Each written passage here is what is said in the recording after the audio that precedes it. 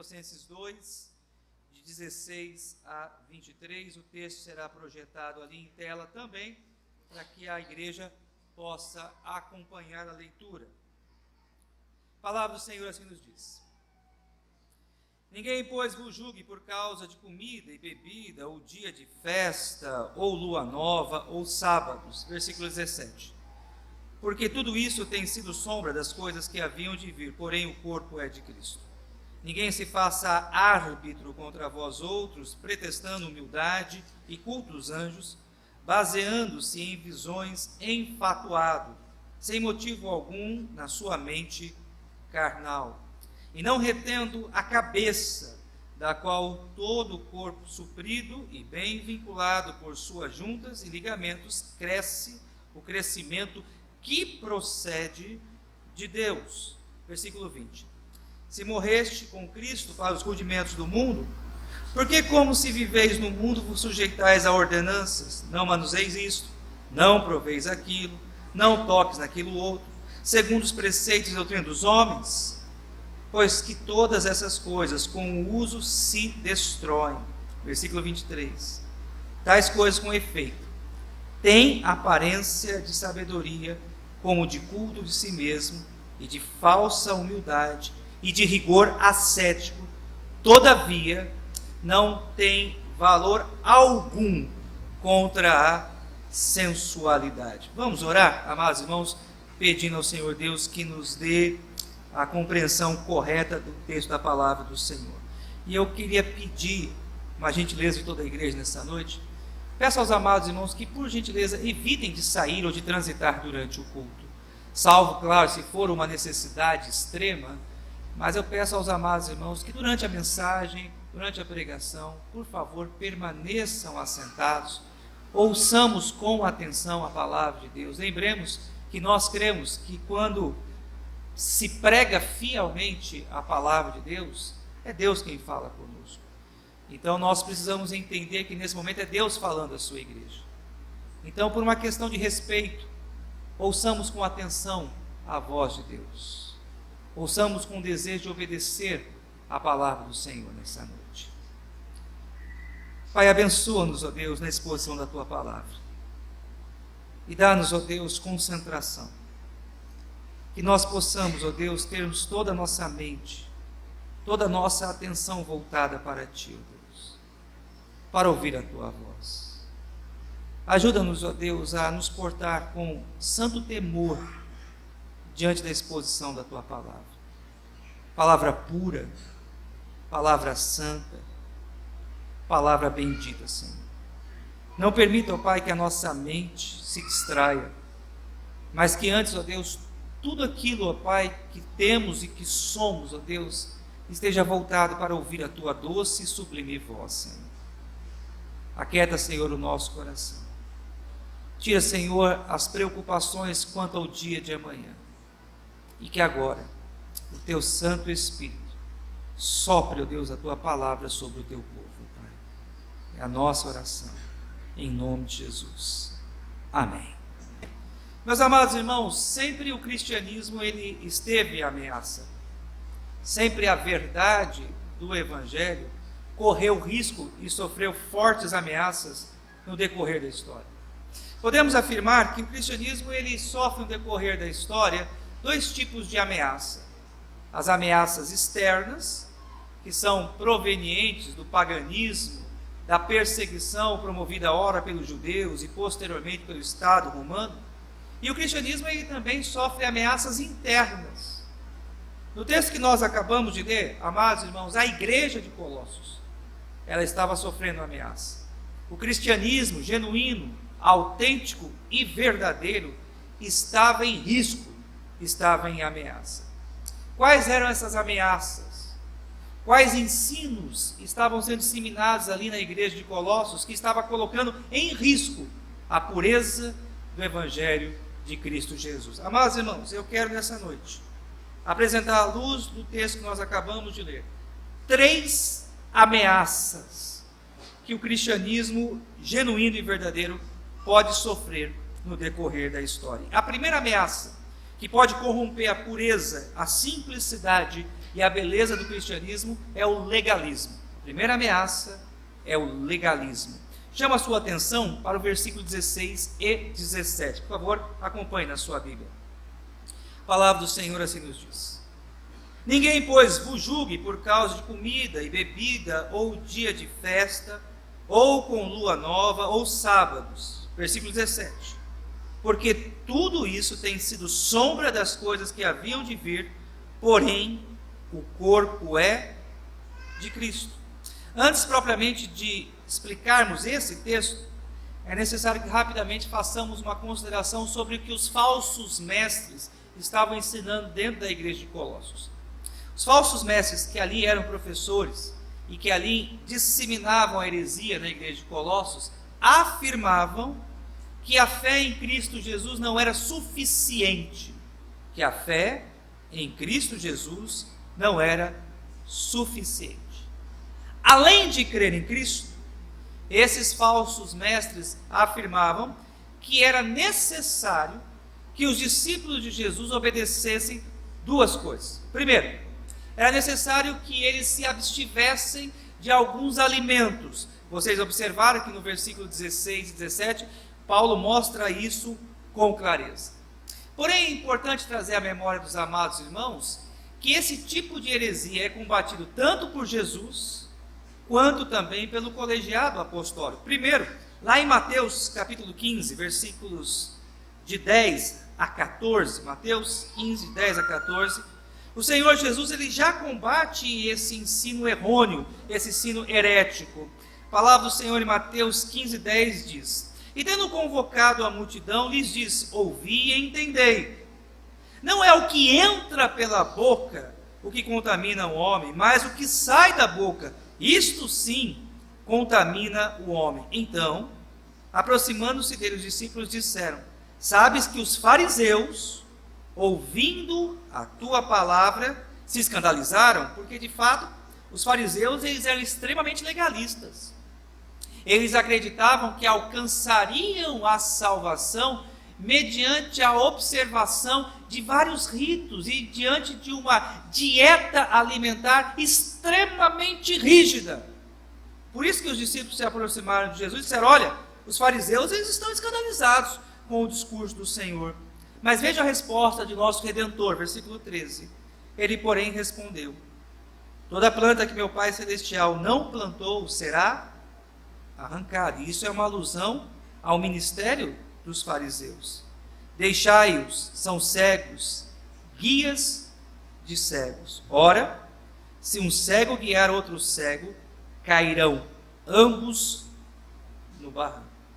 Além do próprio Senhor Jesus já preparar os seus discípulos, advertir os seus seguidores quanto ao perigo do legalismo, os apóstolos também combateram esse ensino equivocado.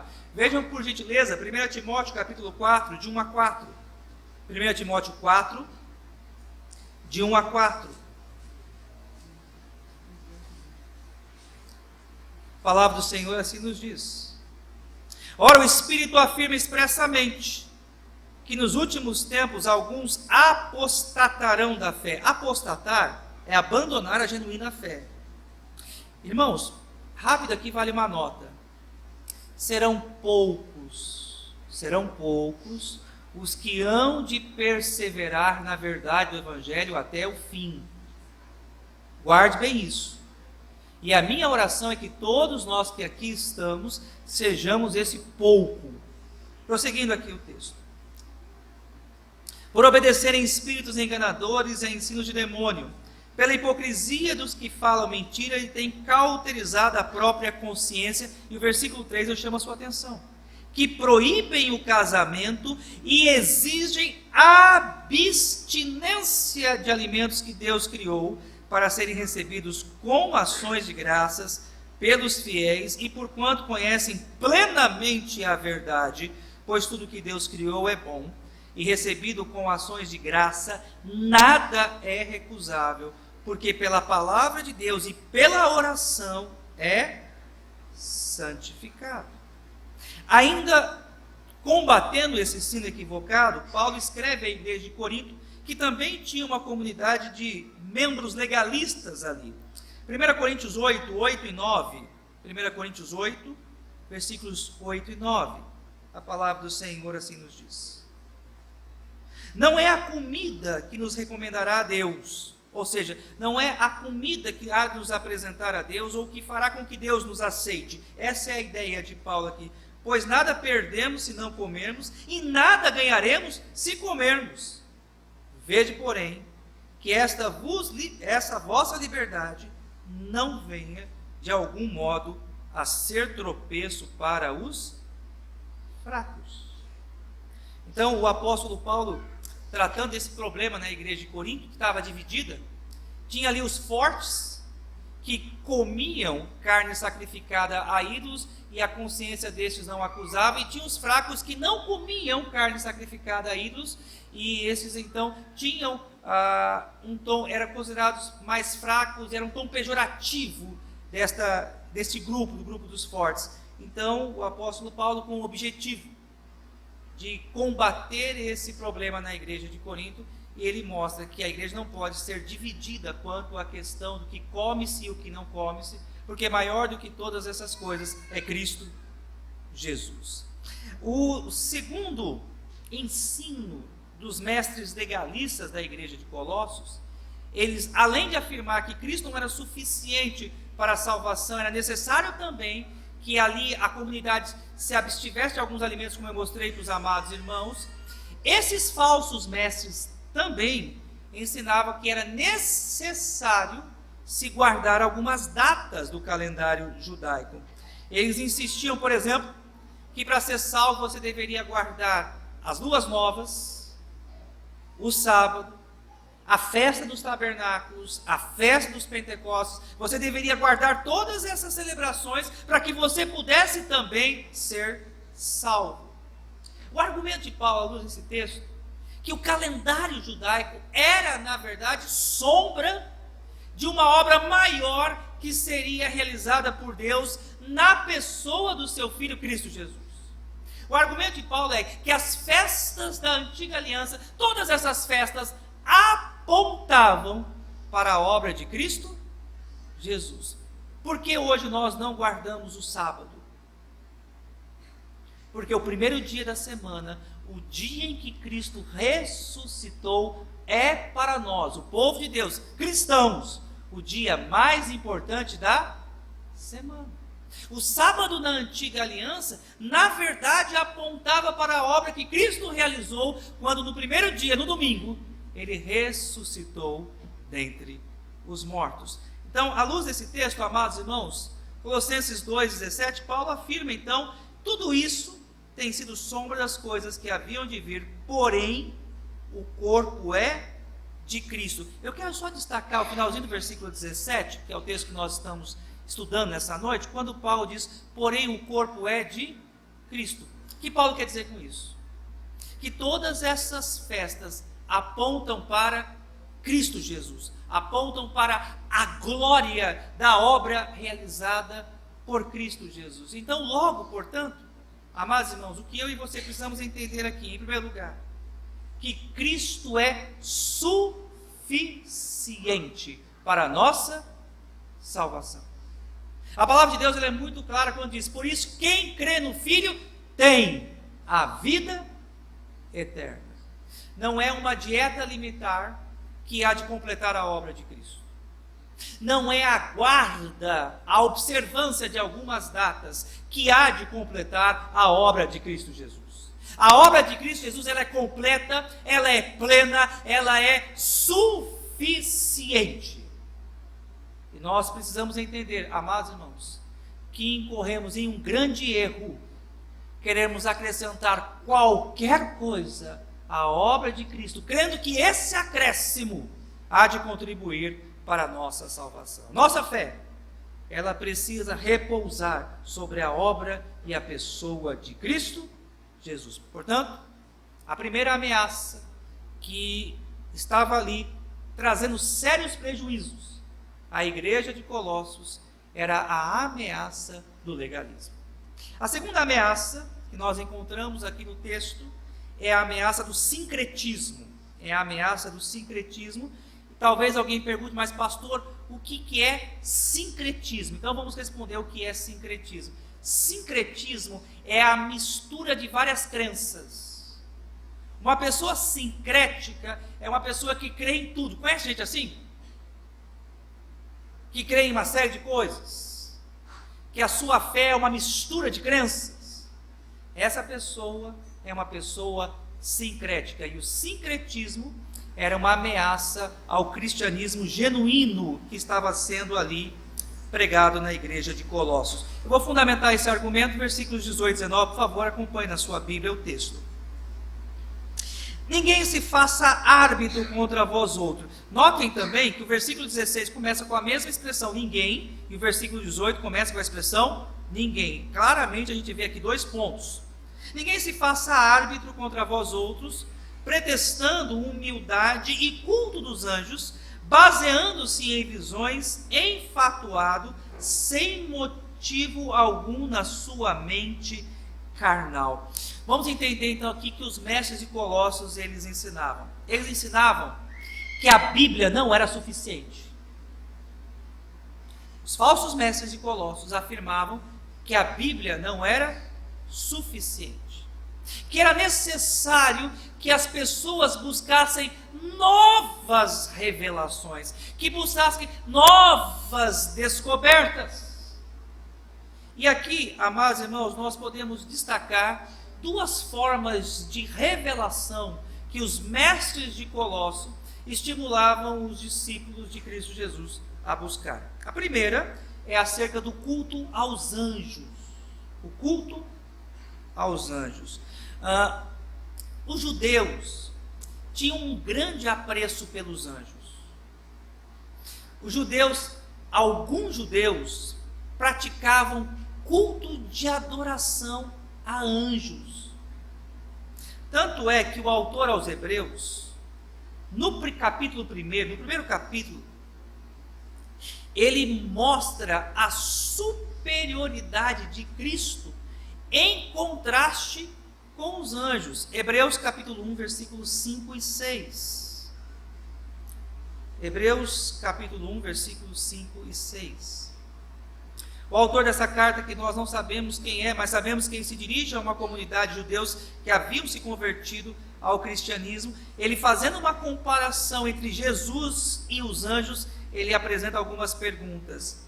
Pois a qual dos anjos disse: jamais tu és o meu filho, hoje te gerei, e outra vez eu lhe serei pai e ele me será filho? E novamente, ao introduzir o primogênito no mundo, diz: e todos os anjos de Deus o adorem. Essas perguntas e essa afirmação aqui, amados irmãos, tem como objetivo mostrar que Cristo Jesus, ele é infinitamente superior aos anjos. Paulo, quando escreve também às igrejas da Galácia, uma passagem muito conhecida, Gálatas 1, 8 e 9, Gálatas 1, 8 e 9, Paulo diz algo interessante. Mesmo que venha do céu um anjo e pregue a vocês um evangelho, uma mensagem que vá além dessa mensagem, seja esse anjo anátema, maldito. E por que Paulo faz tal afirmação? Porque pessoas, também nas igrejas da Galácia, corriam atrás de novas revelações, corriam atrás de culto aos anjos. A segunda revelação que alguns mestres da igreja de Colossos estimulavam os discípulos de Jesus a buscar eram visões. Visões. Você procurar uma visão especial da parte de Deus. Em Tito, capítulo 1, versículos 13 e 14, Paulo instrui o pastor Tito, que ia pastorear as igrejas da região ali da Grécia, que ele repreendesse severamente pessoas que buscavam esse tipo de revelação. Tito 1, 13 e 14, a palavra do Senhor diz: tal testemunho é exato. Qual o testemunho que é exato? A Bíblia. Exato, perfeito e completo. Portanto, por causa da suficiência das Escrituras, repreende-os severamente para que sejam sadios na fé. aqui vale parar rapidinho. Sabe o que é um crente sadio na fé? Sabe o que é um crente saudável na fé? É um crente que não busca revelações e visões, mas é um crente alicerçado na sua fé, na palavra de Deus. Esse é um crente saudável. E continuando o texto aqui. E não se ocupem de fábulas judaicas, é aquilo que eu estava falando para os irmãos, nem com mandamentos de homem desviados da verdade. Curioso é que essas pessoas tinham visões e eles apareciam diante da igreja e diziam o seguinte: olha, Deus me deu uma visão, Deus me trouxe uma revelação, façam assim, porque é ordem de Deus. Sabe qual é a instrução que Paulo dá a Tito? Se porventura alguém fizer isso, se levantar no meio da igreja e dizer: olha, Deus me deu uma ordem, Deus nessa noite apareceu a mim e me trouxe uma visão, repreende. Não deixe que fale isso na igreja, porque o testemunho exato nós já temos, que é a palavra do Senhor. Ainda em 1 Timóteo 4:7, a igreja de Éfeso também tinha esse problema. Paulo, quando exorta o jovem pastor Timóteo, que assumiria o campo ali de Éfeso, ele diz o seguinte: mas rejeita as fábulas profanas e de velhas caducas, exercita-te pessoalmente na piedade. Ou seja, era para rejeitar qualquer tipo de visão, qualquer tipo de sonho, qualquer tipo de especulação ou de revelação que não fosse de acordo com a palavra de Deus, que não fosse bíblica, que não estivesse aqui na palavra do Senhor.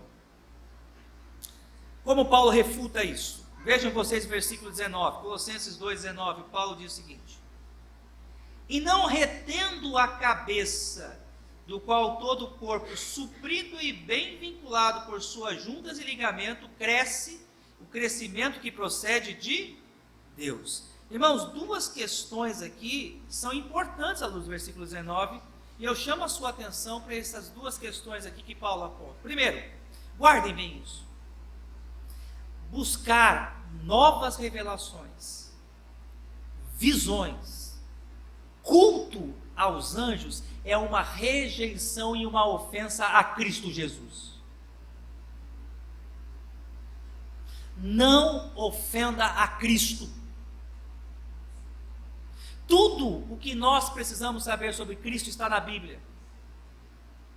Tudo o que nos é necessário está registrado na palavra de Deus. Buscar novas revelações, sonhos, culto aos anjos, é como se você dissesse para Deus o seguinte: Cristo não me é suficiente, eu não estou satisfeito com o teu filho, eu quero mais. E isso é ofensivo. Isso é uma heresia. Isso entristece ao Espírito Santo de Deus. Segunda questão importante que eu chamo a sua atenção: crescimento genuíno vem pela palavra de Deus. Finalzinho do versículo 19, meus amados irmãos, mostra isso de uma forma bem clara. Vejam só: suprido, ou seja, a igreja ela é alimentada e bem vinculado por suas juntas e ligamentos. Nós temos a figura aqui de um corpo saudável. Cresce o crescimento que procede de Deus. O que Paulo nos mostra aqui? Que existem dois tipos de crescimento. Existe o crescimento que é produzido pelas mãos dos homens, por técnicas humanas, que é produzido por visões, por sonhos, por culto aos anjos. É o que Paulo está mostrando aqui. Mas há o crescimento genuíno, há o crescimento autêntico. E qual é o crescimento autêntico? É aquele que está enraizado na palavra de Deus. É isso que nós precisamos entender. Amados irmãos, a Bíblia ela é suficiente. A Bíblia ela é eficiente para a salvação do homem. Nós não precisamos de mais nada. Terceira e última ameaça ao evangelho genuíno, que foi pregado ali em Colossos, mas que agora corria risco. Versículos 20 e 22. 20 e 22. A palavra do Senhor assim nos diz: se morreste com Cristo para os rudimentos são formas primitivas do mundo, porque como se viveis no mundo vos sujeitais a ordenanças, não manuseis isso, não proves aquilo, não toques naquilo outro, segundo os preceitos e doutrina dos homens? Pois que todas estas coisas com o uso se destroem. O que os mestres ali de Colossos, os falsos mestres, estavam ensinando? Que só crer em Cristo não era suficiente, mas que também era necessário que os discípulos de Jesus tivessem uma vida ascética. E o que seria essa vida ascética? Eles não poderiam ter nenhuma forma de prazer, eles não poderiam promover nenhum tipo de alegria, ter nenhum tipo de bem-estar.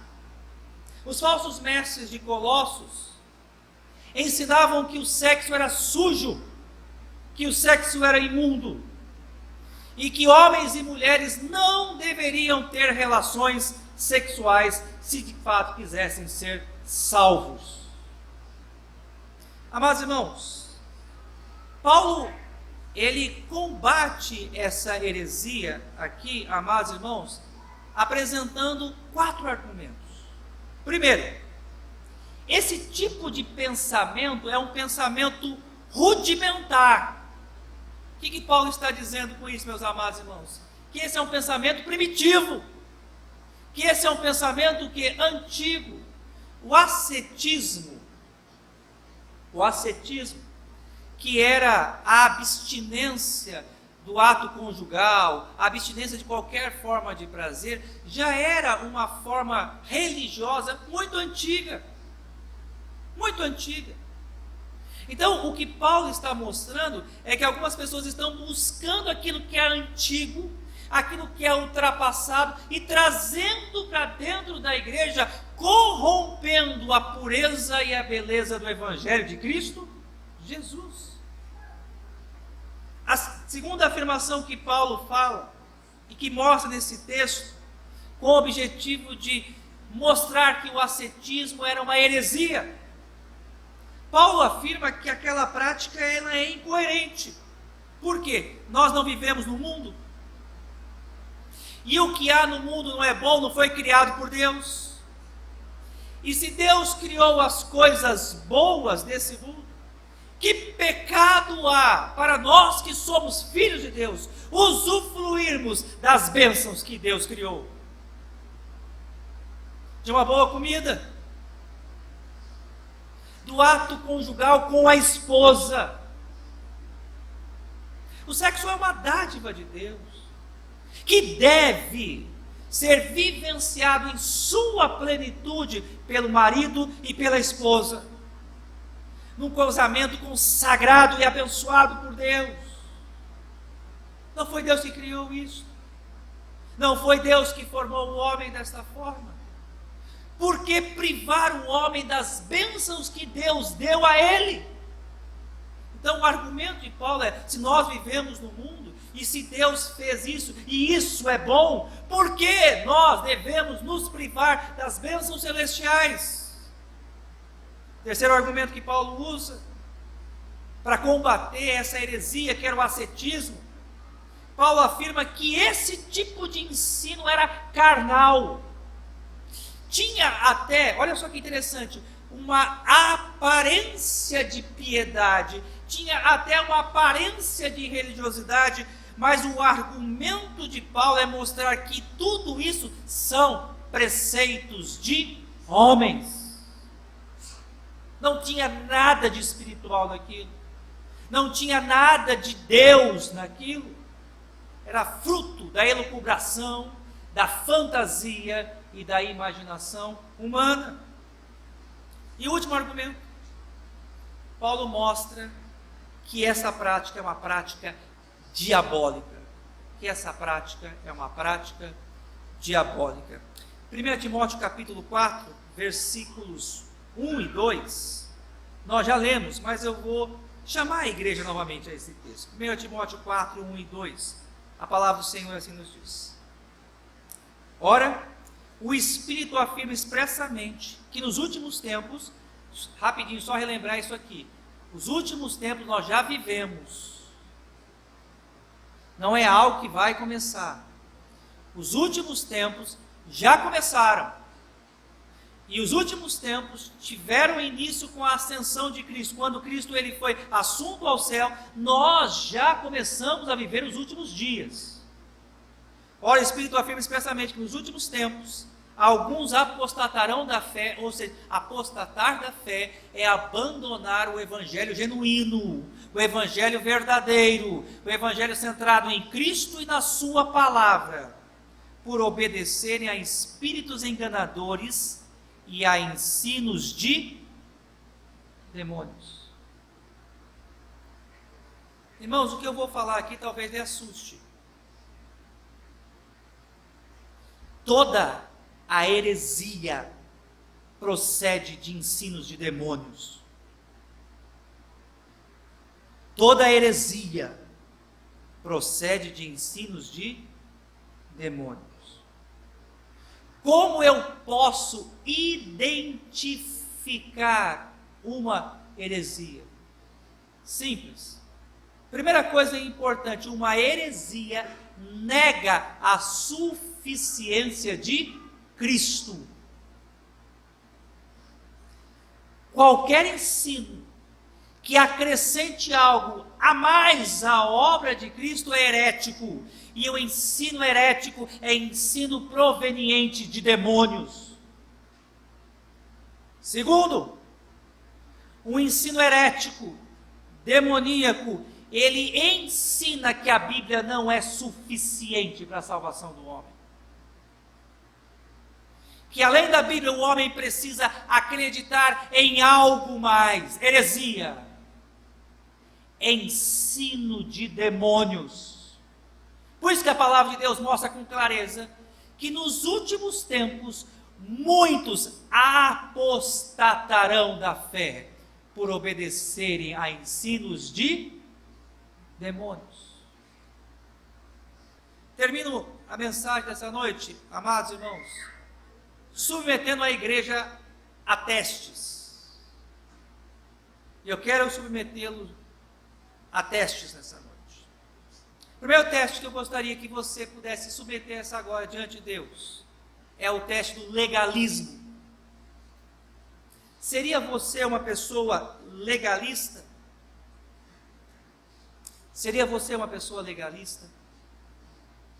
E como é que você pode saber se você é um legalista? O legalista é aquele que crê que é por aquilo que ele faz é que ele será salvo. Você crê que precisa vir para a igreja para ser salvo? Você crê que precisa dar o seu dízimo e dar a sua oferta para ser salvo? Você crê que precisa vestir terno e gravata para ser salvo? Você crê que são as suas roupas determinantes para a sua salvação? Amados irmãos, por favor, olhem para cá e entendam com clareza. Nós servimos a Deus e vimos a igreja. Contribuímos com os nossos dízimos e ofertas. Nos vestimos de terno e gravata. Não para sermos salvos, mas é porque nós já fomos salvos pela obra de Cristo Jesus. Então, amados irmãos, nós precisamos entender essa gloriosa verdade. O legalista, ele vive com medo.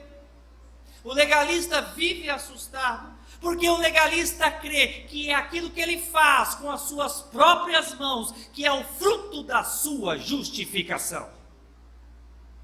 Nós não somos justificados, salvos e redimidos por aquilo que nós fazemos.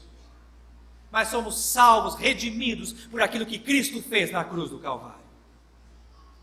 Então, portanto, meus amados irmãos, eu gostaria que você pudesse submeter a sua vida a esse autoexame nessa noite. Você é um legalista? Você é alguém que crê que é pelo seu esforço que você alcançará a salvação? Que é pelos seus próprios méritos que você há de ser redimido? Segundo teste, você é uma pessoa sincrética? Você é uma pessoa sincrética? O que é isso? Você crê que a Bíblia não é suficiente, que você precisa de outros aparatos para fortalecer a sua fé? Você crê que a Bíblia não é suficiente, mas que você precisa de um lenço ungido, de água do Jordão, de óleo de Israel, de rosa de Saron e de outras coisas mais para fortalecer e fundamentar a sua fé? Você crê em visões? Você busca revelações extra-bíblicas? Você é uma daquela pessoa que corre atrás de profeta A, profetiza B, pastor C, apóstolo D, porque você crê que nesses homens você vai ouvir a revelação de Deus? Amados irmãos, nós precisamos crer de todo o nosso coração que a Bíblia ela é suficiente para nós. Quer saber a vontade de Deus para a sua vida? Leia a Bíblia. Quer saber qual decisão você deve tomar? Leia a Bíblia. Quer saber quais são os seus pecados? Quer saber quais são os seus erros? Leia a Bíblia.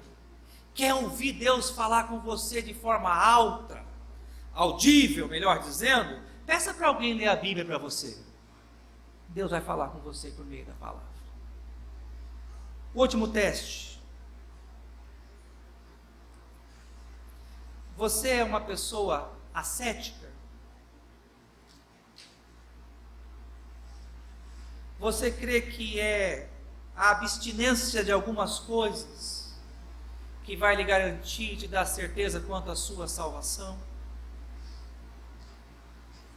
Você crê que é a abstinência ao sexo que vai lhe trazer certeza quanto à sua salvação? Você crê que é deixar de ir a algumas festas, alguns eventos sociais, que lhe vai garantir a sua salvação?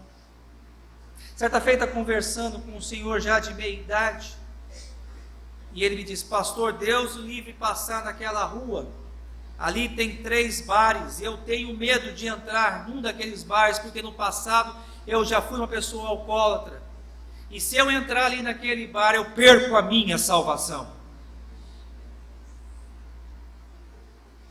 Vocês riem, mas tem muita gente que pensa assim. Pessoas ascéticas são inseguras, vivem amedrontadas.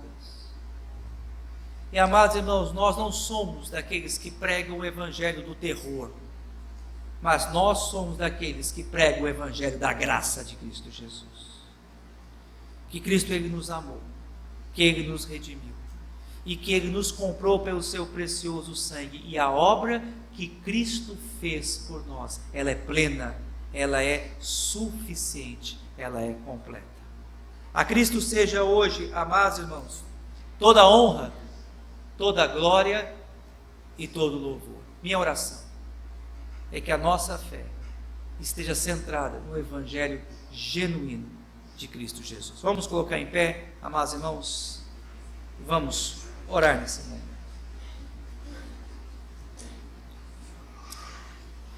Guarda, Senhor, a tua igreja. Guarda, Senhor, o teu povo. Não permita, Senhor, que nós sejamos enganados, iludidos por ensinos de demônios, Senhor. Mas que a nossa fé, a nossa convicção e a nossa crença esteja centrada em Cristo Jesus. Que nós, ó Deus, continuemos a ser uma igreja bíblica, fiel à Tua palavra, Senhor.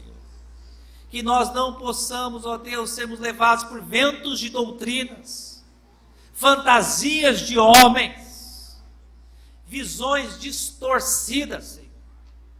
Mas que nós sejamos orientados, guiados, pautados, que a nossa vida esteja centrada, ó Deus, em Tua palavra, Senhor. Nós exaltamos a Cristo Jesus. Nós exaltamos ao Cordeiro Santo dessa noite. E declaramos, Senhor, em alto e bom som como igreja, que nós não somos salvos por aquilo que fazemos. Não somos salvos, ó Deus, pelos nossos sacrifícios pessoais.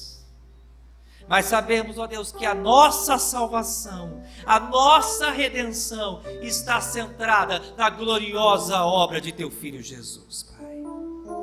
Nós amamos a Cristo, porque Ele nos amou primeiro.